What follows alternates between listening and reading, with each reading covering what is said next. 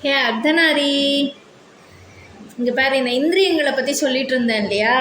இந்த இந்திரியங்கள் மூலமாக மனசின் துணையோடு கற்றறியும் விஷயங்களை, உணர்ந்து அறியும் விஷயங்களை புத்தியின் உதவியோடு பகுத்து ஆராய்ந்து அறிவதே நீ இதையெல்லாம் தந்தருளியதின் நோக்கம்.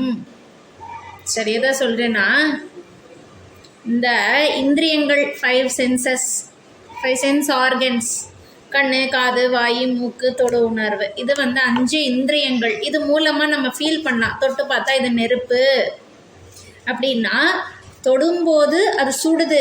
அப்போது இந்த தொடு உணர்வில் இது நெருப்புன்னு தெரியுது. ஐஸ் கட்டி தொட்டால் ஜில்லுன்னு தெரியுது.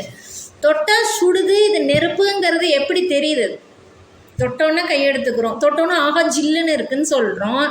எப்படி? உணர்வு, உணர்ச்சி. எது இதில்? உணர்ச்சி, தொடு உணர்ச்சி. தொட்டால் நெருப்பு அப்படின்னு தெரியுது. அப்போ இது நெருப்பு சுடுது அப்படின்னு அந்த 5 இந்திரியங்களை வச்சு புத்திக்கு தெரியுது. ஓஹோ, இது கண்ணு வேற பார்க்கறது. ஓ, நெருப்பு போல இருக்கு, இது இப்படி தான் இருக்கும், தொட்டா சுடும் அப்படின்னு புத்தியில் ரெஜிஸ்டர் ஆகுது. அப்போது அந்த நெருப்பை வச்சு என்னென்ன செய்யலாம்? உடனே நெருப்பவே அப்புறப்படுத்தி ஒதுக்கி வச்சிடலாமா, அவாய்ட் பண்ணிடலாமா அப்படின்னா இல்லையே. நெருப்பு வேணுமே. தெய்வ காரியங்கள் செய்கிறதுக்கும், ஹோமம் வளர்க்குறதுக்கும் நெருப்பு வேணும், விளக்கேற்றுறதுக்கு நெருப்பு வேணும், ஏன் மெழுகுவத்தி ஏற்றணுன்னா கூட நெருப்பு வேணும், சமைக்கணுன்னா நெருப்பு வேணும். இந்த மாதிரி நெருப்பு வேண்டவே வேண்டாம், ஐயோ சுடுதோ அப்பா நெருப்பு அப்படின்னும் அதை ஒதுக்க முடியாது. அது நமக்கு சில நல்ல விஷயங்களுக்கு வேணும். கடைசியில் இறந்து போனதுக்கப்புறம் எரிக்கிறதுக்கும் அந்த நெருப்பு வேணும், கற்பூரம் ஏற்றுறதுக்கும் வேணும். இருட்டில் இருக்கும்போது, கரண்ட் ஆஃப் ஆகும்போதும் நெருப்பு வேணும், விளக்கு வேணும். டார்ச் லைட்டு, ஃபோனுன்னு என்னதான் சொன்னால் கூட விளக்கேற்றுற மாதிரி அந்த மெழுகுத்தி வெளிச்சம், அரிக்கன் விளக்கு வெளிச்சம், தீபாவளி வெளிச்சம் மாதிரி இருக்க நெருப்புங்கிறது வேணும். பஞ்சபூதத்தில் ஒன்றாச்சு, அதை எப்படி அவாய்ட் பண்ணிவிட்டு மனுஷன் இருக்க முடியும்? பட் இங்கே என்ன இந்த உதாரணத்துக்கு இவ்வளோ சொல்ல வரேன்னா, அந்த 5 இந்திரியங்களும் ஒன்றொன்றுமே இப்படி தான். கண்ணு, தொடு உணர்ச்சிகள், புத்தி, இதெல்லாம் ஒன்று சேரணும். அப்போ மனசு அது என்னது அப்படின்னு சொல்லி மனசும் அதில் சம்மந்தப்படுது. ஐஸ், ஜில், வெப்பம், இது இது நல்லா இருக்குது. இப்போ கண்ணுக்கு ஒரு பூ, அழகான மீனாட்சியினுடைய தரிசனத்தை பார்த்தா, ஆஹா மீனாட்சியினுடைய தரிசனம் எவ்வளோ பிரமாதமாக இருந்தது அப்படின்னு கண்ணு பார்க்கறது. அப்போ புத்தி வேலை செய்தா அப்படின்னா இல்லை.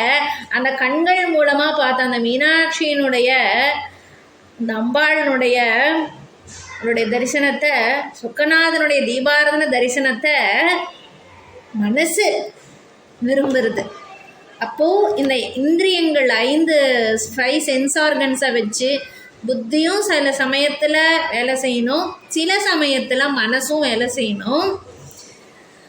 இன்னொன்று இருக்குது, அதை பற்றிலாம் சொல்கிறேன். இது நான் சொல்கிறது சிம்பிளாக உங்ககிட்ட சொல்லி காட்டணுன்னு தான் நான் மெனக்கேடுறேன். அண்ணா சொல்கிறது அவ்வளோ சிம்பிளாக தான் இருக்கான்னு எனக்கு தெரியல. நான் எனக்கு தெரிஞ்ச உதாரணங்கள், எனக்கு தெரிஞ்ச வார்த்தைகளை வச்சு சொல்கிறதுக்கு ட்ரை பண்ணுறேன். சொக்கநாதா, சரியா இல்லையா, சுலபமாக தான் சொல்கிறேன்னா இல்லையான்னு நீ தான் எனக்கு மார்க் போடணும். சரி சரி, இதையெல்லாம் நீ எதுக்கு தந்திருக்க?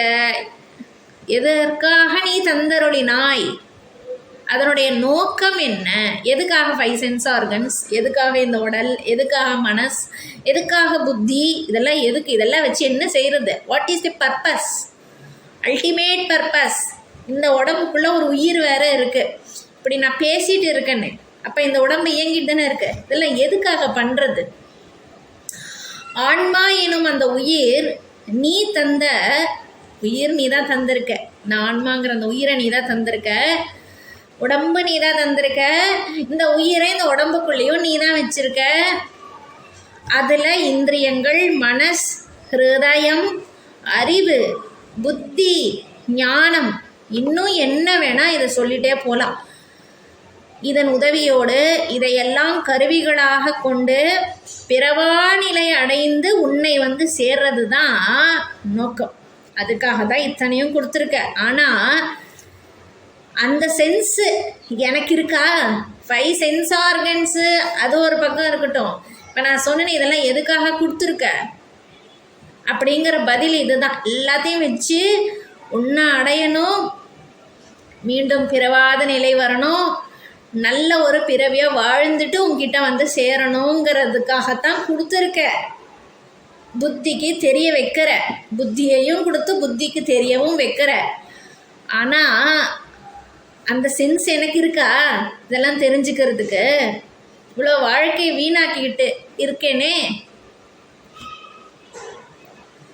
இங்கே சென்ஸுன்னு நான் சொல்கிறது அறிவு, அதனாலேயே அதை அப்படியும் சொல்கிறாங்க போல இருக்கு. Sense, intellect, wisdom அப்படின்னெல்லாம்.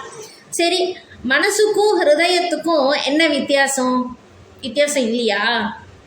இருக்கா? மனஸ் அப்படிங்கிறது கடல் மாதிரி, அதில் எல்லாமே இருக்கும்.